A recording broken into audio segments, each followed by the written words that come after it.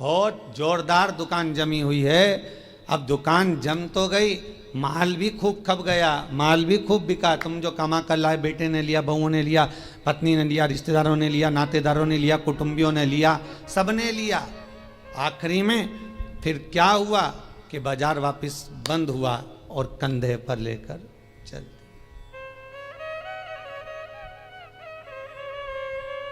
फिर निवेदन करूंगा, तुम दुकान पर बैठकर व्यापार में, व्यवसाय में, नौकरी में, तुम दुकान में जितना बैठकर कमा रहे हो उसका भोग तुम्हारी पत्नी, तुम्हारे बच्चे, बहुएं, पोता पोती, रिश्तेदार, कुटुंबी सब भोगेंगे। पर तुमने जिस तरह से कमाया है उसका भोग तुम्हें अकेले ही भोगना पड़ेगा, कोई दूसरा नहीं भोगेगा। कुछ कर्म ऐसा करते हुए चलो।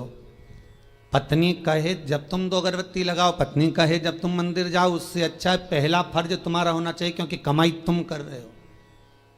दुकान पर बैठकर झूठ, छल, बेईमानी, प्रपंच, कपट सब काम तुम कर रहे हो। पत्नी ने एक बार भी नहीं बोला कि तुम छल करना, कि बेईमानी करना, कि कपट करना। उसने तो केवल शादी के समय पर 7 भांवर ली थी, तब पंडित जी ने किलवा दिया था। पत्नी के 7 वचन में से एक वचन था कि मैं तुम्हारे साथ ब्याह कर जा रही हूं तो मेरा भरण पोषण तुम्हें करना है। पर इतनी सी बात थी। उसके बाद पत्नी ने एक बार भी नहीं कहा कि तुम ढेर सारा कमा कर लेकर आओ, बेईमानी करो। बच्चे कभी नहीं कहेंगे, ना पत्नी कहेगी।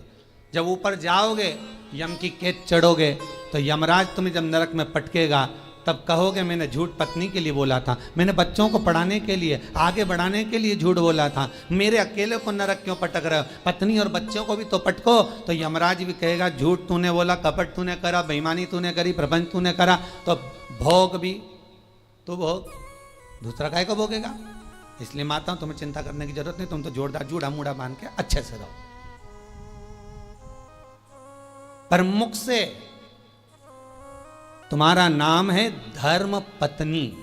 एक होती है पत्नी जो पति को पतन के रास्ते पर ले जाती है, सिनेमा घर ले जाती है, मायके ले जाती है, शॉपिंग मॉल ले जाती है, वो पत्नी कहलाती है। एक होती है धर्म पत्नी जो पति को धर्म के पथ पर लेकर जाती है। एक होती है धर्म पत्नी जो पति से कहती है, कथा आ रही है शिव महापुराण की, थोड़ी देर सुन लेना। अरे तो मैं दुकान पे नहीं बैठूं, दुकान पे टीवी लगवा लो, दुकान पर मोबाइल रख के सुनो।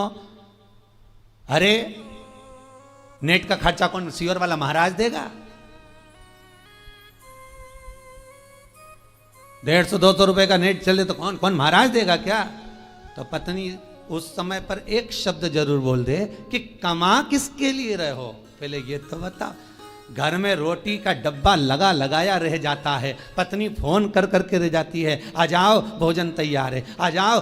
ग्राहक ऐसे टूट पड़ रहे, ऐसे टूट पड़ रहे कि 1 मिनट तो खाना खाने की फुर्सत नहीं। और बच्चा टिफिन लेके आ गया तो टिफिन 2 घंटे तक रखा दिया, ठंडा हो गया, सारा की सारा बेकार हो गया। और तुम वो ठंडा भोजन गाय की सांदी जैसा बस खा रहे, ऊपर से दुकानदार फिर ग्राहक बोल रहे सेठ जी के लिए कमाया भाई।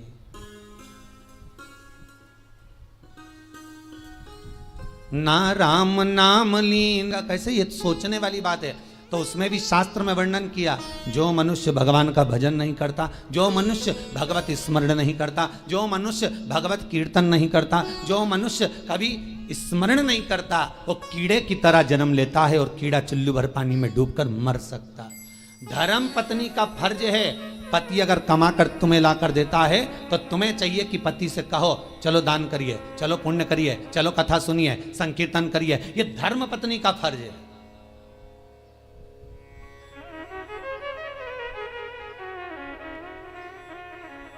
सारे कथाकार मिलके, कई बार हमने सुना लोग उसको क्या नाम थी जिसकी नाक कट गई थी रे, है? तुम लोगों को बड़ा मालूम है।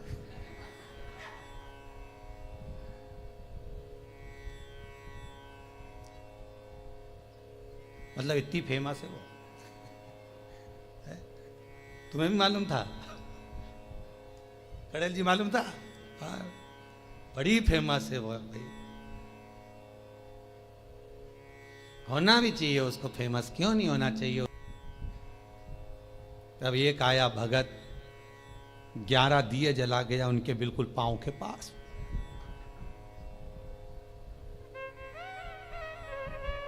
पत्नी बोली आग लगा के मानेगा? पति बोला मुस्कुरा मुस्कुरा। अरे धोती जल जाएगी, मुस्कुरा मुस्कुरा, ऐसे खड़े रहो, हिलना नहीं है, बिल्कुल मुस्कुराई। तब एक आई बेचारी नैनों से नीर बहाती हुई, भगवान बहुत दुखी हो गई। इतने में जो पास में खड़ी थी पत्नी, हमारे से पूछ ले हम कितने दुखी हैं। पति बोला तू चुप रह, मुस्कुरा, बस मुस्कुरा। चांदी की थाली में भोजन लग के आया। पति पत्नी के मन में धीरज बंधी। 8 घंटे से खड़े थे। घर पे होते तो चाय भी पी लेते, यहाँ तो कुछ भी नहीं आया। अब खाना आया है, जल्दी से खा लेना। पंडित जी थाली लाए, रखी, तुलसी डाली, हाथ में पानी लेके फेरा, घंटी बजाई, थाली ढाकी, वापिस ले गए। वापिस। पत्नी बोली और आएगा क्या? पति बोला चुप रहे, आज का गया अब तो कल ही आएगा। खड़े रहे।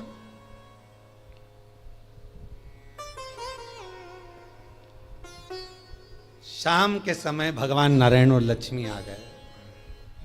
क्यों भैया, सुख में तो हो क्या? आग लगे बस सुख का नाथ, तुम तो तुम्हारी जगह खड़े हो जाओ, हम तो हमारे अच्छे, तुम वहीं आ जाओ वापिस। जल्द। भगवान बोले हम तो नहीं आ रहा, तुम ही खड़े रहो, कि हमारे बाप की सौगंध है, हम दूसरी बार भगवान नहीं बनेंगे, तुम तो खड़े हो जाओ। बड़ी मुश्किल से भगवान नारायण लक्ष्मी फिर खड़े हुए। हमें लगता है सामने वाला व्यक्ति बहुत सुखी है, पर उसकी जगह पर जब हम बैठते हैं तब मालूम पड़ता है कि दुख जीवन में कितना पड़ा है।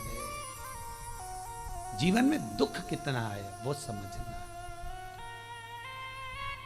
पकड़ कर हाथ जो तेरा, कहे तू लाडला छोरा, अभी सब साथ हैं तेरे, आगे होने को धोखा है। हरि भज लो हरि भज लो, हरि भजने का मौका है। हमें अपने कुटुंबी, रिश्तेदार, नातेदार जितने भी हमें अपने लगते हैं, ये कोई अपना नहीं, केवल एक लुटेरा है।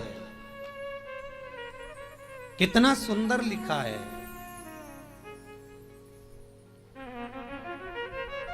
अगर आप लोग कभी गया जी गए होगे पिंडदान करने के लिए,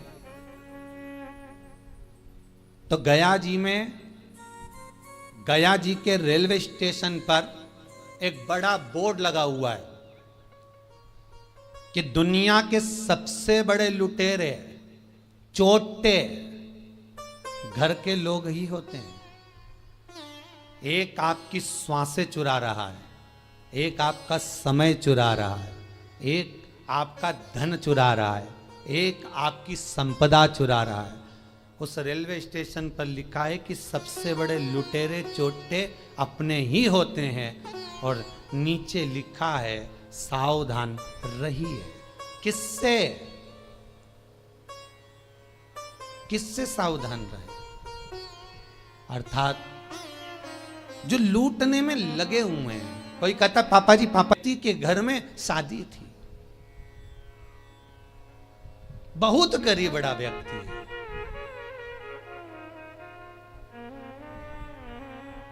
इतना गरीब व्यक्ति, इतना गरीब, और उसके घर में बेटी को ब्याह, धन कुछ नहीं। लड़के वालों से कह दिया सा मैं बहुत गरीब बड़ा हूं, मेरे यहां कुछ भी नहीं है। तो क्या बारात आएगी तो उसको कुछ तो दे सकते हो, हमें रकम मत दो, दहेज मत दो, पर कोई आएगा तो उसको कुछ तो दोगे ना खाने को। तो क्या साहब मेरे पास में केवल थोड़ी सी शक्कर ले आऊंगा, नुक्ति बनवा दूंगा, खोपरा पाक बनवा दूंगा, खिला दूंगा। बहुत गरीब हूं। बेचारा गया मांग धोंग के, लोगों के हाथ जोड़कर, पांव पड़कर, निवेदन कर कर सेठ जी के यहाँ से एक शक्कर की बोरी उठा कर लाया। घर में लाकर पत्नी से कहा ये शक्कर की बोरी रखी है, बेटी की शादी के लिए रखी है, हाथ ना लगाना। कोने में रख दिया है।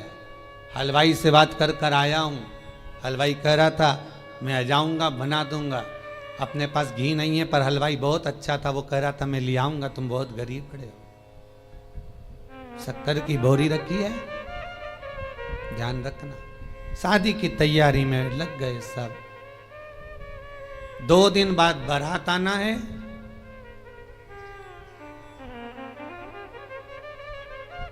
एक दिन पहले हलवाई आ गया। हलवाई ने आवाज लगाया, भैया शक्कर की बोरी लाओ। जब शक्कर की बोरी लेने के लिए गए, जाकर देखा तो वो शक्कर की बोरी केवल खाली पड़ी हुई थी। उस पे किसी बच्चे ने सोया हुआ था, किसी मेहमान का बच्चा, उसने गंदगी कर दी थी। बोरी भी गंदी हो गई, हाथ लगाने के लायक नहीं बची। क्या हुआ था इस बोरी में?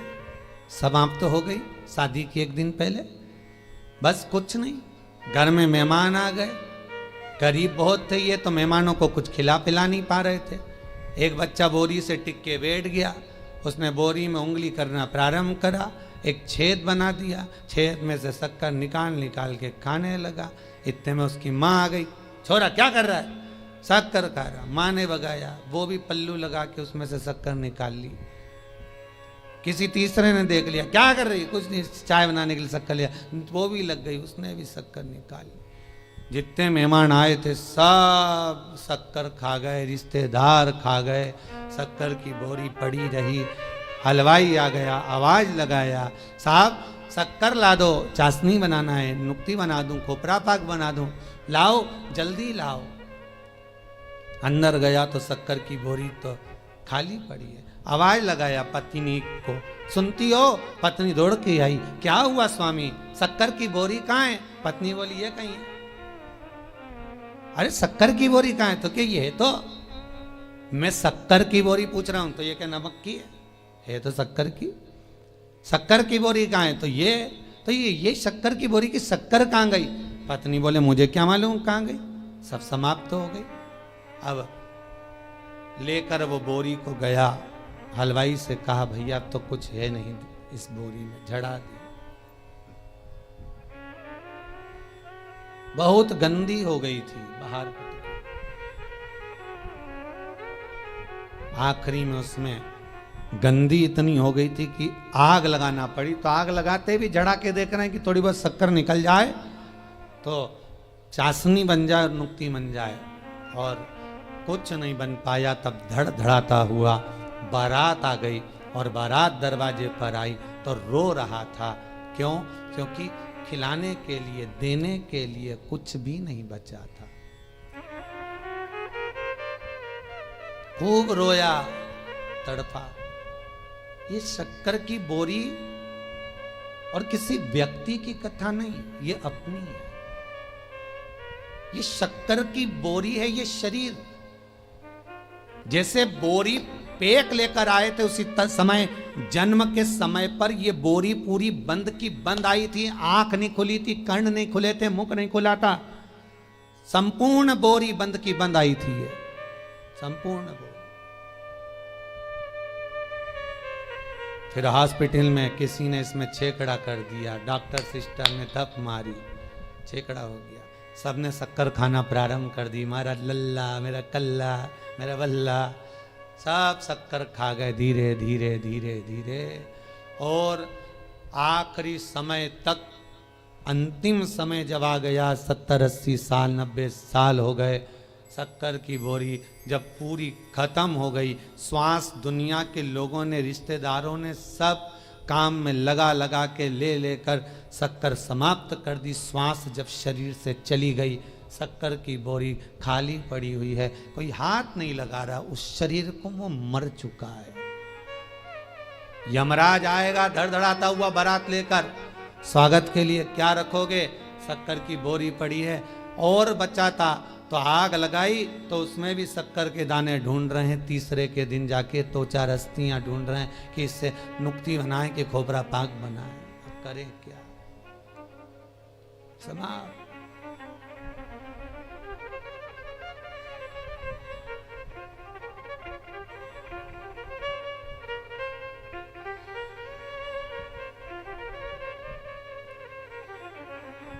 दुनिया के लोगों की एकता अगर देखना है, परिवार के लोगों की एकता अगर देखना है, मोहल्ले और संसार के लोगों की एकता अगर देखना है, तो दो जगह पर देखी जा सकती है। एक, जो व्यक्ति आगे बढ़ रहा है उसको गिराने में, और दूसरा मुर्दे को उठाने में। ये दुनिया के लोगों की एकता, ये दो जगह पर देख सकते हो। अगर कोई व्यक्ति आगे बढ़ रहा है, उन्नति कर रहा है, परिवार का हो चाहे कहीं का भी हो, जब आगे बढ़ता है सारे परिवार के लोग उसका टांग खींचना प्रारंभ कर देते हैं। हो वो तो ऐसा है, वो तो वैसा है। सारे कुटुंब के लोग उसके ऊपर उंगलियां उठाना चालू कर देते हैं, उसके ऊपर अपशब्द कहना चालू कर देते हैं, वो तो ऐसा। तो दुनिया के लोगों की एकता दो जगह पर नजर आती है। एक, दुनिया के लोग किसी को गिराने में तुरंत एक हो जाते हैं, किसी की बुराई करने में तुरंत एक हो जाते हैं, और एक, मुर्दे को उठाने में लोग एक हो जाते हैं। भले फिर कहेंगे अरे बेचारा मर गया, बहुत अच्छा था, बहुत अच्छा था, तो कभी उसको राम राम ही कर लेता है, एकाध बार जय श्री कृष्णा कर लेता, हर हर महादेव कर लेता। जब मर गया तब कह रहे बहुत अच्छा था।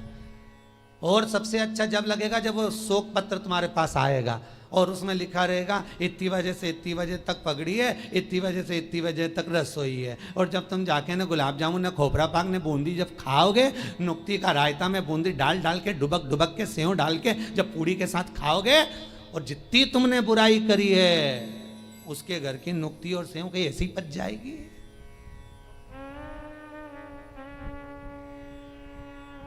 ऐसे ही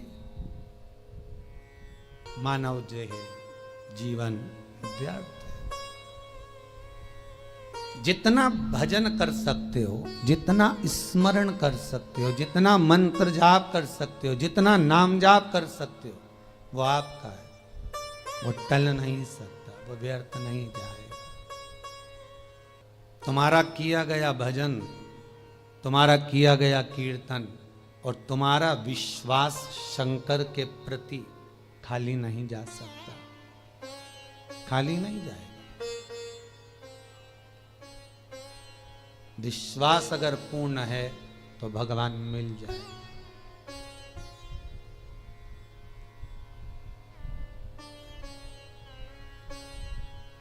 विश्वास की अगर पूर्णता है तो भगवान कहीं दूर नहीं है, भगवान हमारे करीब में, भगवान हमारे नजदीक में।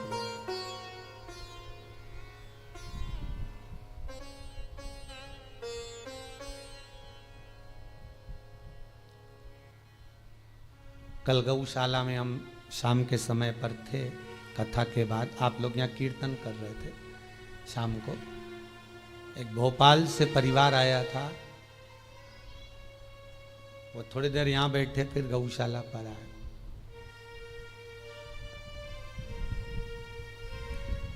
हमने कहा वहां जाकर बैठो हॉल में, दर्शन करो, कीर्तन चल रहे हैं, भाभी जी की भजन गा रही थी, कल हम सुन रहे थे वहां पर। तो हमें तो केवल दर्शन करना था, इसलिए यहाँ पर आए हैं, आपसे दो शब्द मिलना है। मैंने बोलो, हम यहाँ मिलते करते थोड़ा सा कम ही है, अभी कोरोना महामारी के कारण बहुत दूर किसी से नहीं। बोलिए क्या बात है, इतनी रात को आप आए, दिन में आते तो पूरा गौशाला देखते, वृद्धाश्रम देखते जो बन रहा है, कुबेर भंडारी का मंदिर देखते। कहा गुरुजी कौन सा काम होता है जो क्रूज मुरूज जब बिकते हैं उसका वो जो सामान बेचते हैं, मटेरियल वगैरह जो भी हो, री मटेरियल बेचने का, उस व्यक्ति ने कोई क्रूज मुरूज का री मटेरियल बेचते हैं, कुछ बेकार भंगार जो भी होता होगा, उसको बेचने में उसके 28 लाख रुपए उलझ गए थे।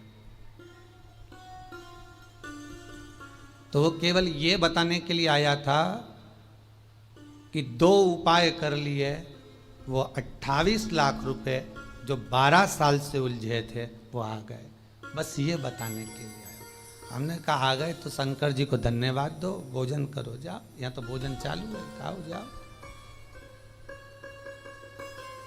आज आते आते हमारे आगर वाले भी, क्या नाम बताया,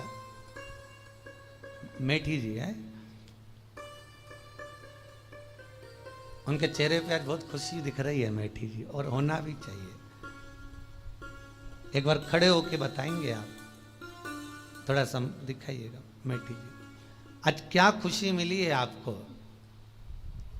माइक देना जरा उनको।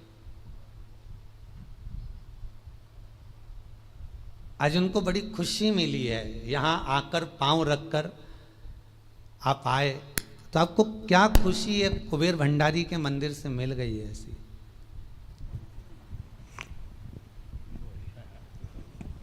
आपका प्रेम, विश्वास, करुणा केवल भगवान पर अगर है तो मेरा विश्वनाथ कमी कुछ नहीं रख सकता।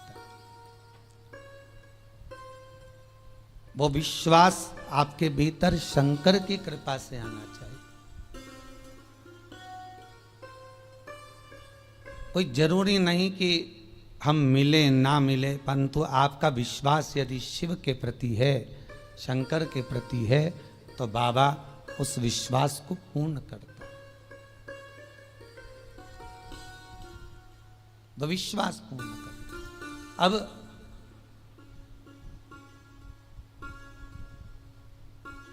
हीरा तो सबके भीतर समाया हुआ है, वो भगवत नाम का हीरा, वो सबके भीतर है। राम नाम, कृष्ण नाम का वो हीरा, ये आत्मा का एक भाव का हीरा, पर काम, लोभ, विषय, वासना, आसक्ति, तृष्णा जो चारों तरफ लपटी हुई है, उसके कारण हम भगवान तक पहुंच नहीं पा रहे।